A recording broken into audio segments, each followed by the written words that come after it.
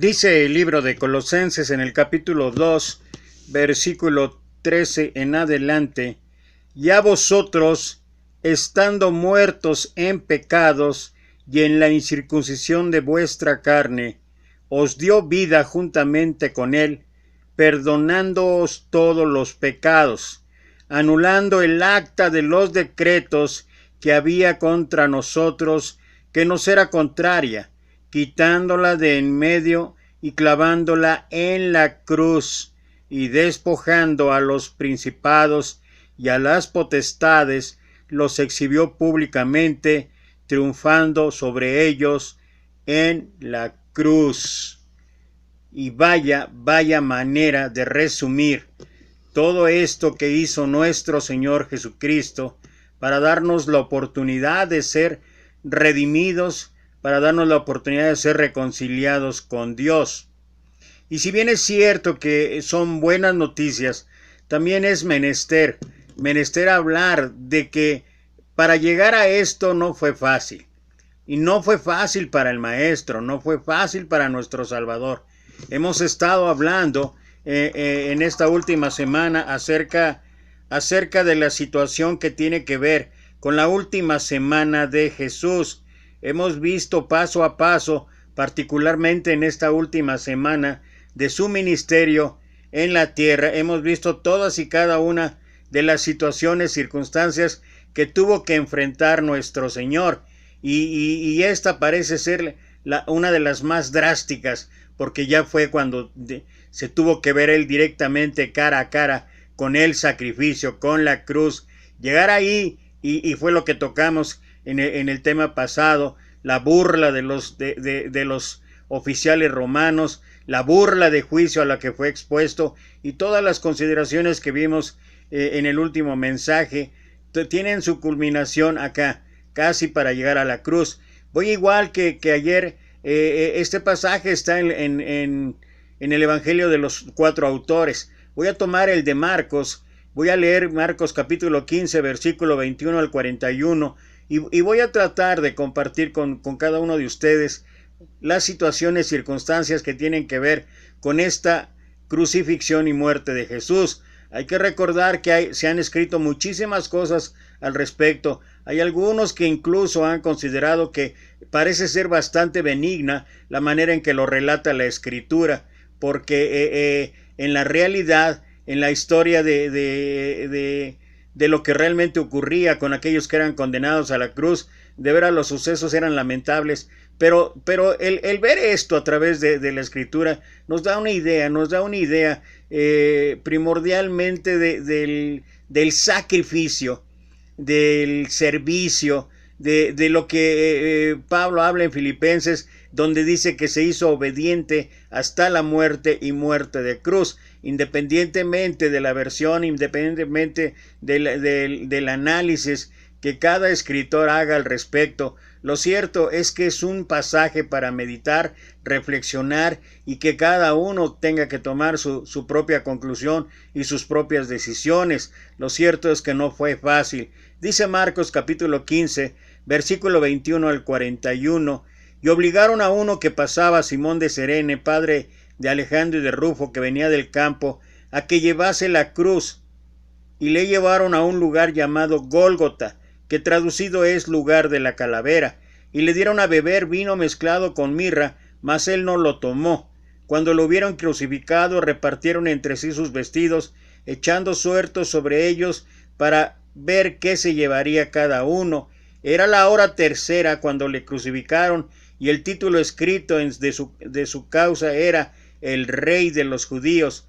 Crucificaron también con él a 2 ladrones, uno a su derecha y el otro a su izquierda, y se cumplió la escritura que dice: y fue contado con los inicuos, y los que pasaban le injuriaban, meneando la cabeza, diciendo: va, tú que derribas el templo de Dios y en 3 días lo reedificas, sálvate a ti mismo y desciende de la cruz. De esta manera también los principales sacerdotes, escarneciendo, se decían a unos a otros con los escribas: a otros salvó, a sí mismo no se puede salvar. El Cristo, Rey de Israel, descienda ahora de la cruz para que veamos y creamos. También los que estaban crucificados con él le injuriaban. Cuando vino la hora sexta, hubo tinieblas sobre toda la tierra hasta la hora novena, y a la hora novena Jesús clamó a gran voz diciendo: Eloí, Eloí, lama sabactani, que traducido es: Dios mío, ¿por qué me has desamparado? Y algunos de los que estaban ahí decían al oírlo: Mira, llama a Elías. Y corrió uno, y empapando una esponja en vinagre y poniéndola en una caña le dio a beber, diciendo: Dejad, vemos si viene Elías a bajarle. Mas Jesús, dando una gran voz, expiró.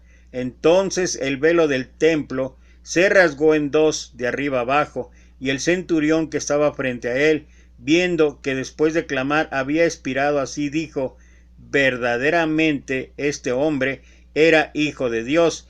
También había algunas mujeres mirando de lejos, entre las cuales estaba María Magdalena, María la madre de Jacobo el menor y de José, y Salomé, quienes cuando él estaba en Galilea le seguían y le servían, y otras muchas que habían subido con él a Jerusalén.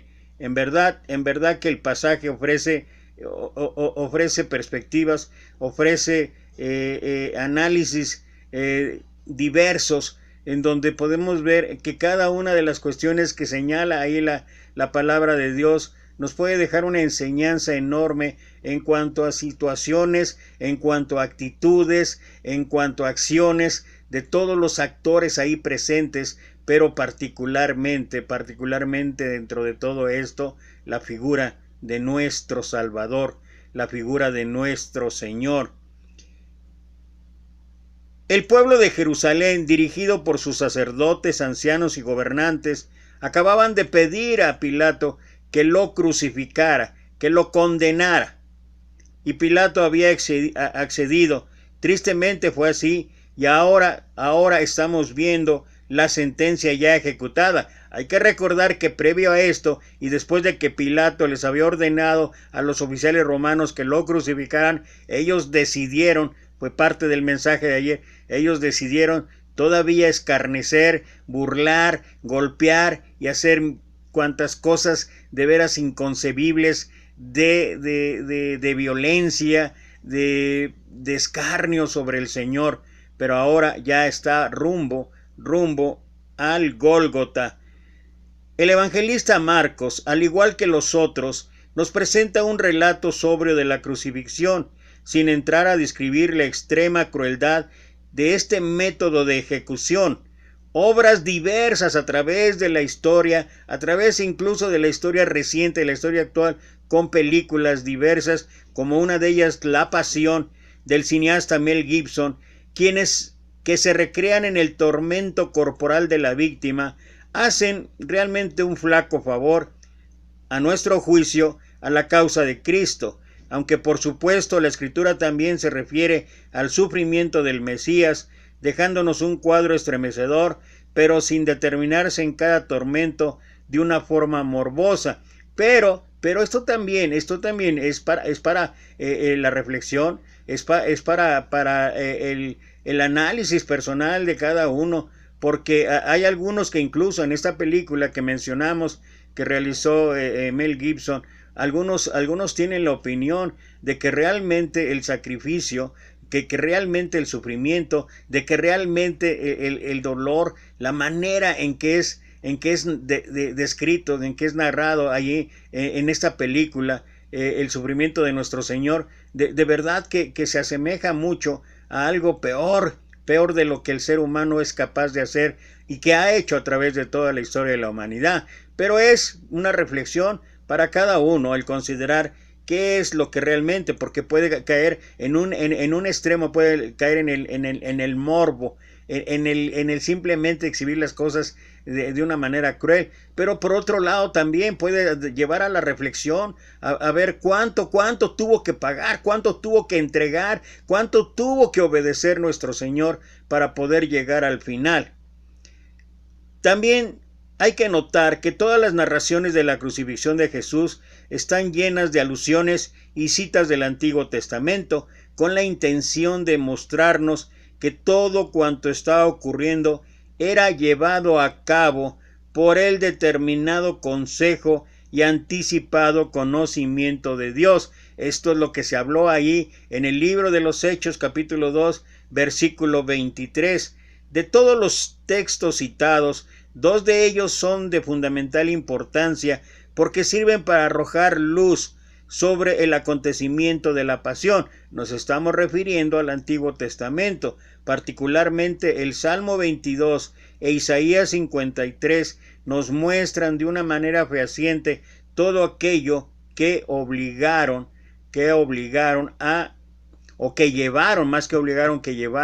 a la crucifixión de nuestro Señor Jesucristo. Empieza ahí hablando que obligaron a uno que pasaba a que le llevase la cruz. Cuando vemos a Jesús que estaba en el pretorio, es decir, en la residencia del gobernador romano en Jerusalén, y ahora iba a ser llevado hasta el Gólgota, un monte cercano a la ciudad donde había de ser ejecutado. En su recorrido tendría que pasar por algunas de las calles principales de la ciudad, llevando en la cruz lo que sería ejecutada. Esta era una costumbre que tenía el propósito de disuadir a los judíos de cualquier intención de rebelarse contra Roma. Marcos nos dice que un hombre llamado Simón de Cirene fue entonces obligado a cargar con la cruz.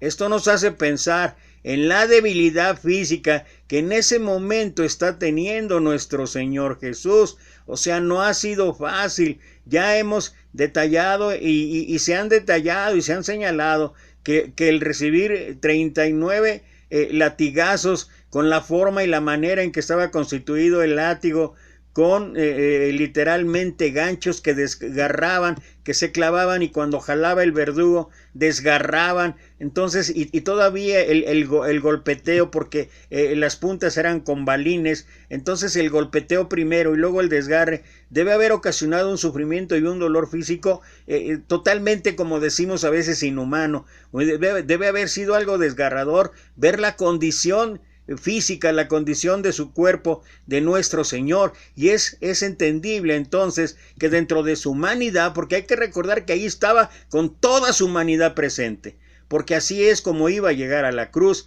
Entonces, en toda su humanidad, desgarrado, sufrido, dolido y todo lo demás, era hasta cierto punto imposible que todavía aparte tuviese que tomar la cruz. No sería de extrañar si tenemos en cuenta que desde la noche anterior, cuando había estado celebrando la cena con sus discípulos, todo había ocurrido muy rápidamente y con mucha intensidad, sin que el Señor tuviera tiempo de descansar o de comer. Recordemos brevemente la secuencia de los acontecimientos. Durante y después de la cena, Jesús estuvo enseñando ampliamente a sus discípulos. Luego fue al huerto de Getsemaní, donde oró con gran angustia y tristeza. Y si uno va al pasaje ahí en Marcos capítulo 14 y ve la narrativa y lo compara con lo que también narra Lucas, cómo era la situación de nuestro Señor, estaba triste, estaba angustiado, con una tristeza hasta la muerte, menciona ahí la Escritura. Y no solamente eso, era de tal manera el clímax físico de tensión que estaba siendo sometido nuestro Señor en ese momento de decisión, que dice ahí que de su frente escurrían gotas como de sangre. Y dicen los especialistas que esto ocurre cuando los vasos sanguíneos estallan por la tensión a que está siendo sometido el cuerpo humano. Y es probable que todo esto no solamente estaba causando ese desgarre físico en nuestro Señor, sino un desgarre moral, sentimental, incluso espiritual. Él sabía que en un momento dado iba a estar lejos de la presencia de su Padre a causa del pecado. Entonces no era fácil todo esto conjuntado junto con todo el sufrimiento que tuvo que pasar. En verdad que solamente Él pudo soportarlo, solamente Él pudo aguantarlo. Hay algunos otros ejemplos en la Escritura que mencionan a quienes fueron apedreados literalmente, a quienes fueron dañados literalmente, pero una forma de sufrimiento en el cual se mezcla lo espiritual, lo físico, lo mental y todo lo demás solamente en la persona de nuestro Señor Jesucristo. Y hay que recordar que ahí en Getsemaní, ahí muchos piensan, o muchos pensamos, porque yo soy la misma idea, que ahí fue donde se ganó la batalla,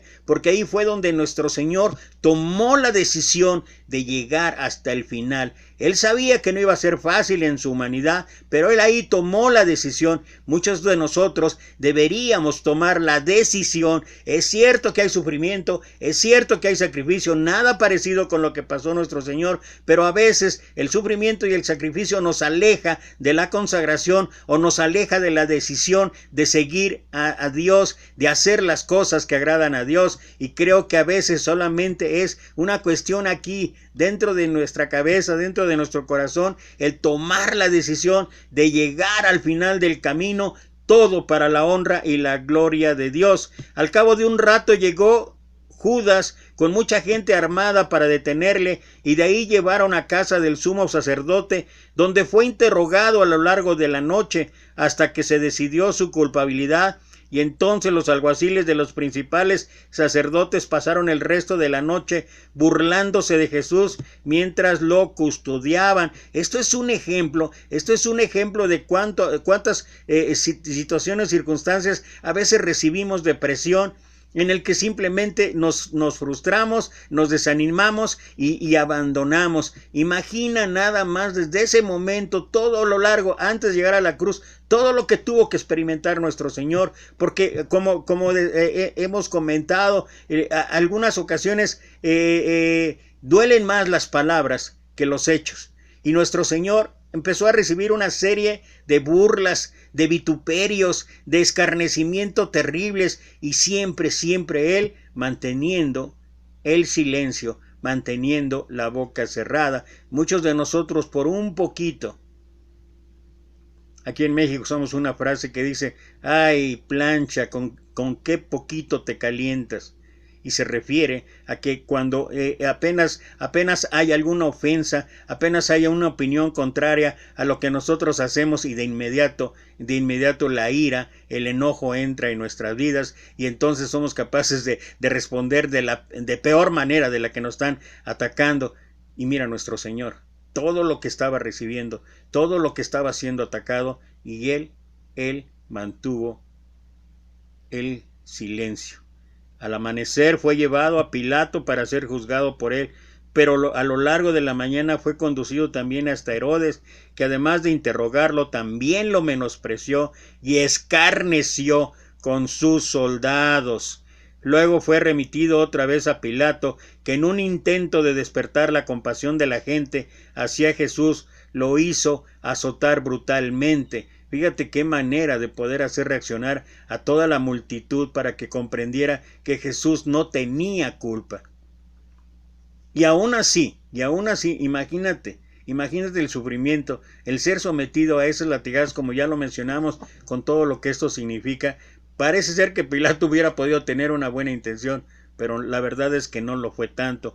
Y cuando finalmente decidió condenarlo, lo entregó a sus soldados, que todavía tuvieron un rato de diversión para burlarse de él. Si tenemos en cuenta todo esto, no es de extrañar que en esos momentos nuestro Señor estuviera realmente agotado en todos sentidos y muy debilitado también en todos sentidos, al punto de no poder cargar con el peso de la cruz. Muchos de nosotros, por mucho menos, es más, por la mínima parte de todo eso que está pasando, cuando escuchamos que el Señor dice ahí en Lucas 9:23, si alguno quiere venir en pos de mí, niéguese a sí mismo, tome su cruz cada día y sígame. Y voy a ser reiterativo. Algunos tomamos la cruz solo los domingos, y una cruz ligera, una cruz no tan pesada, una cruz en la que más parece que le estamos haciendo nosotros un favor a Dios en lugar de hacérnoslo Él a nosotros. y en todos sentidos y para todos, seamos predicadores, seamos ministros, seamos oyentes solamente, pero a veces escogemos esa cruz de pasar 2, 3, tal vez algunos hasta con todo el ánimo y el esfuerzo, pasar 4 horas. 4 horas de alabanza, de adoración, con oraciones, con todo lo que tiene que ver el día del Señor. Pero es suficiente, porque el resto de la semana, ¿dónde quedó nuestro Señor? En cuanto a Simón de Cirene, es muy poco lo que sabemos de él. Provenía de Cirene, una ciudad en el norte de África, pero desconocemos cuánto tiempo llevaba viviendo en Jerusalén. Sin embargo, resulta curioso la referencia a sus hijos, algo que no vemos habitualmente en la Biblia, donde lo normal es relacionar a la persona con su padre. Muchos han pensado que esto indica que los hijos Alejandro y Rufo eran creyentes conocidos por la primera comunidad cristiana en Roma, a donde Marcos dirigió inicialmente su evangelio, y asocian a Rufo con uno de los creyentes que Pablo conocía en esa ciudad. Esto está en Romanos capítulo 16, versículo 13. Sin embargo, no podemos dar a esto más crédito que el de una conjetura interesante o de una simple opinión. Este Simón fue obligado a cargar la cruz.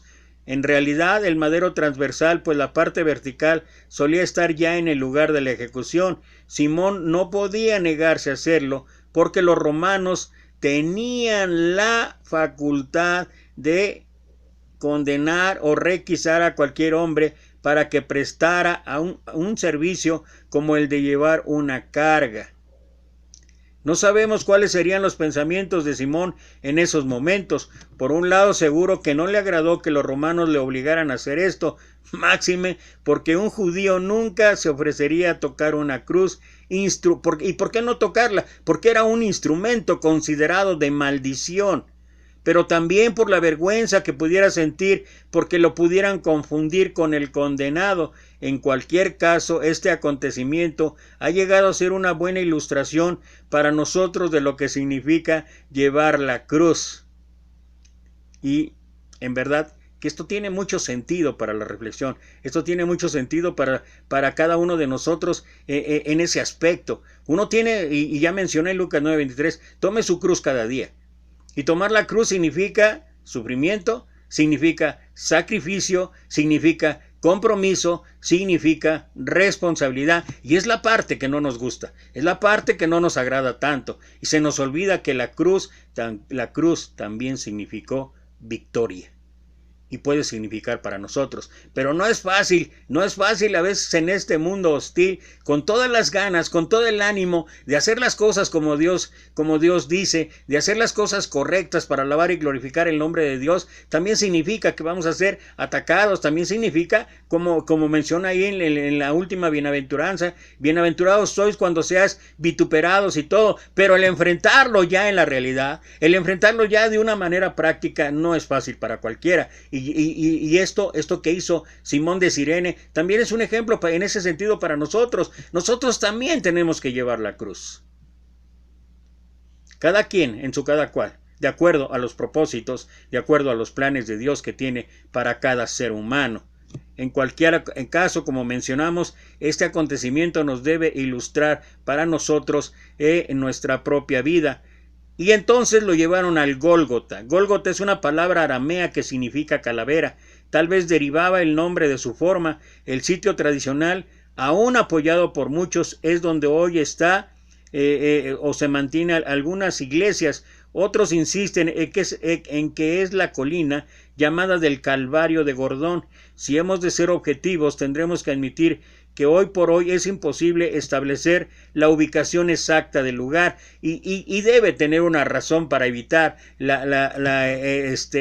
establecimiento de la ubicación, porque como somos los seres humanos y como la realidad religiosa muestra hoy en día, a veces cualquiera, hasta una piedra, la podemos considerar simplemente para adorarla. Y por algo hay, no solamente estamos hablando del lugar, sino de muchas otras cosas, muchas situaciones en torno a nuestro Señor que permanecieron ocultas. Y que mejor que permanezcan ocultas, porque hoy queremos hacer ídolos de cualquier cosa. Y qué bueno que esto se haya hecho así. Mira lo que dice Hebreos capítulo 13, versículo 11 y 12, porque los cuerpos de aquellos animales cuya sangre a causa del pecado es introducida en el santuario por el sumo sacerdote, son quemados fuera del campamento, por lo cual también Jesús, para santificar al pueblo mediante su propia sangre, padeció fuera de la puerta. Esta sí es una descripción real de lo que puede significar este suceso. Está ahí por eso en la Escritura y es palabra de Dios. Este pasaje de Hebreos nos recuerda que la muerte de Cristo fue un sacrificio por el pecado de todo el mundo. Para ello, el autor inspirado hace referencia al libro de Levítico, donde se nos explica que la ofrenda por el pecado era diferente a las otras porque el sacerdote la tenía que quemar fuera del campamento. Levíticos capítulo 4, versículo 13 al 21, y vemos que Jesús fue el cumplimiento de esa ofrenda, puesto que también él sufrió fuera de la ciudad. Y otro detalle ahí dentro del relato, le dieron vino mezclado con mirra, mas él no lo tomó. Cuando llegaron al lugar en el que Jesús iba a ser crucificado, le ofrecieron vino mezclado con mirra, que servía como un estupefaciente o como una droga para menguar en algo los dolores físicos, pero él no quiso beberlo, ya que tenía la firme intención de apurar aquella copa hasta como menciona acerca de la palabra compasión en cuanto a la traducción, que literalmente se refiere prácticamente a las tripas, y cuando hay una compasión, cuando hay un dolor hasta lo profundo de nuestro ser, es cuando de verdad se siente, y eso es para explicar en alguna manera el que nuestro Señor se niega a haber tomado aquella droga que le hubiera tal vez permitido de manera física menguar un poquito el dolor, pero él no quiso hacerlo. Él quería entregar totalmente todo su ser,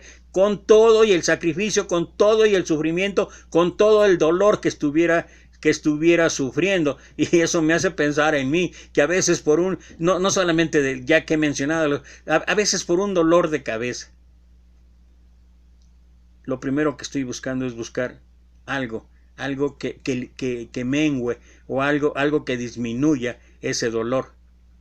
Y a veces simplemente es la forma cómoda del ser humano de evitar sufrimiento, de evitar dolor. Es cierto que el sufrimiento, el dolor, sobre todo el dolor en el cuerpo, son avisos de que algo está mal, pero también es cierto que a veces, si a veces nos duele, ahora con el famoso estrés que existe hoy en día, es el argumento preciso para tomar una cantidad de pastillas, para tomar una cantidad de drogas, que parece increíble que nos sometamos, pero así es la situación en el ser humano. Y como veremos más adelante, el Señor permaneció consciente hasta el último momento cuando Él entregó su espíritu, cuando le hubieron crucificado. Eran tiempos difíciles, de muchas turbulencias y agitación en Palestina, por lo que eran muchos los condenados a ser crucificados. Seguramente estos soldados romanos ya tenían la experiencia en hacer su trabajo, así que imaginamos que lo llevaron a cabo de manera para ellos rutinaria. Los evangelios no describen en detalle cómo era el proceso de la crucifixión, pero hay otros documentos de la época que nos permiten conocerlo, y solamente para mencionar: en primer lugar, se humillaba al prisionero en público desnudándolo, luego se lo colocaba la cruz en el suelo y se acostaba al reo de espaldas sobre ella. Las manos eran atadas o clavadas a la vara horizontal de madera y los pies a la vara vertical. Sabemos que en el caso de Jesús, tanto sus manos como sus pies fueron clavados. Es lo que menciona ahí Juan 20:25 y Lucas capítulo 24, versículo 39 al 40. La cruz se llevaba luego a una posición vertical y se la dejaba caer en una cavidad previamente preparada en el terreno. Generalmente se agregaba un taco o un asiento rudimentario para sostener en parte el peso de la víctima, de la víctima y evitar que los clavos desgarraran las manos cuando se levantara la cruz. Una vez levantada la cruz no era muy alta, quedando los pies de la víctima separados del suelo por no más de medio metro, con lo que era posible la comunicación descrita en los evangelios entre Jesús y las demás personas que le rodeaban. Una vez crucificado, quedaba ahí suspendido, expuesto en total impotencia al intenso sufrimiento físico, al escarnio público, al calor del día, al frío de la noche. La tortura podía prolongarse en algunos casos durante días hasta que el reo moría lentamente de hambre y de sed, llegando en muchas ocasiones al punto de dar señales de locura en medio de lo que provocaba ese intenso sufrimiento, o incluso perder el conocimiento. No hemos de olvidar que este castigo fue inventado para hacer la muerte tan penosa y prolongada como el poder de la resistencia humana fuera capaz de soportar. Probablemente sea el método más cruel de ejecución jamás practicado, porque demora deliberadamente la muerte hasta haber infligido la máxima tortura posible. Y bueno, solamente para ya no extenderme, voy a ver solamente algunos detalles más de todo esto que hemos ya leído en el Evangelio. Había un título: el Rey de los Judíos. Marco observa la costumbre que tenían los romanos de colocar la causa de la ejecución en la parte superior de la cruz. Pilato mandó que fuera escrito en 3 idiomas, hebreo, griego y latín, de tal manera que todas las personas que pasaban por ahí pudieron leerlo. ¿Por qué lo hizo? Bueno, en principio porque era la causa por la que los judíos habían entregado a Jesús ante Pilato y por lo que éste le había mandado a crucificar. Sin embargo, podemos pensar también que el gobernador romano estaba molesto porque los dirigentes judíos acababan de ganar una victoria sobre él al forzarlo a crucificar a Jesús, sabiendo perfectamente que era inocente. Así que muy probablemente hizo escribir este título a modo de venganza personal, expresando así el cinismo de los judíos que acababan de crucificar a su propio rey. De este modo les estaba diciendo a los judíos que habían renunciado a sus esperanzas mesiánicas, lo que sin duda era cierto y constituía un terrible suicidio natural. Por supuesto, los principales sacerdotes entendieron las intenciones de Pilato y rápidamente le reclamaron que quitara ese título, algo que el gobernador romano se negó a hacer. En cualquier caso, no deja de ser paradójico que fuera una cruz el trono a donde Jesús fue levantado y desde donde ahora atrae a la humanidad. Entonces, esto fue un mensaje y Pilato fue utilizado para los planes y propósitos de Dios. ¿Para qué? Para anunciar en una forma a toda la humanidad la obra de nuestro Dios a través de nuestro Señor Jesucristo. Pero siendo el nuestro un mundo pecador y rebelde contra Dios, no había otra forma de establecer su gobierno en esta tierra. No olvidemos que la cruz es el lugar donde los pecadores, enemigos de Dios, somos reconciliados con Él, y es también ahí donde queda fuera de toda duda el amor que Dios tiene por la humanidad y que logra conquistar nuestros endurecidos corazones. La cruz es el punto de encuentro entre el hombre pecador y el Dios santo, y en cierto sentido es el lugar donde Cristo reina en la actualidad en este mundo. Y voy a detener ahí el análisis, la reflexión, porque vale la pena, como mencioné al principio, volver a recapitular, volver a mencionar todos y cada uno de los detalles asombrosos, y hay todavía 3-4 detalles más que merecen la reflexión, que merecen el análisis, que merecen la meditación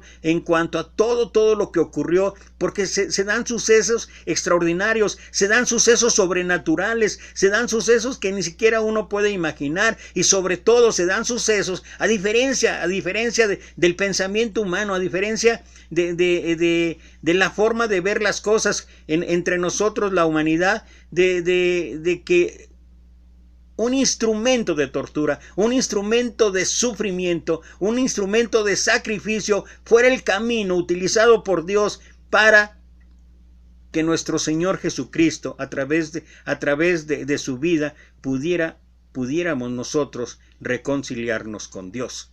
Por eso vale la pena hacer una segunda parte de este mensaje que titulamos el sacrificio de nuestro Señor Jesucristo, la cruz, el Gólgota y todo lo demás. Y por eso vale la pena que en esta primera parte la reflexión sea eso. Estamos viendo sucesos inentendibles a veces, pero finalmente, es a través de esto, es a través del plan perfecto de Dios en que nosotros podemos entender cómo cambiar nuestra vida. Y por eso quiero terminar así, en este primer mensaje de esta parte que estaremos reanudando el día de mañana, en esta otra vez recordando lo que el Señor ya había expresado en Lucas capítulo 9, versículo 23. Si alguno quiere venir en pos de mí, niéguese a sí mismo. Y tal vez tendríamos que detenernos ahí. Niéguese a sí mismo. Porque lo segundo es lo que estamos analizando. Lo segundo es lo que estamos viendo. Tome su cruz. Nuestro Señor tomó la cruz. Y la tomó siempre. Y a nosotros, Él nos pide, tome su cruz cada día. Por favor, no me malinterpreten. El día del Señor es un día glorioso y cada primer día de la semana es para darle la alabanza y la gloria que solamente Él merece. Lo único que quiero reiterar y lo único que quiero hablar y decir, que cuando hablo de que no solamente el día domingo, me estoy refiriendo específicamente a esto: tomar la cruz cada día y seguir a Jesús. Y es de manera diaria que se muestra el camino hacia Dios. Sufrimiento, sí. Sacrificio, sí. Compromiso, sí. Responsabilidad, sí. Y esto es cada día. Pero ¿sabes qué? También es victoria. Y es victoria cada día. Que esto sea lo que nos anime a tener una vida consagrada a Dios. Gracias, nos vemos en la conclusión el día de mañana. Mientras tanto, que Dios te bendiga.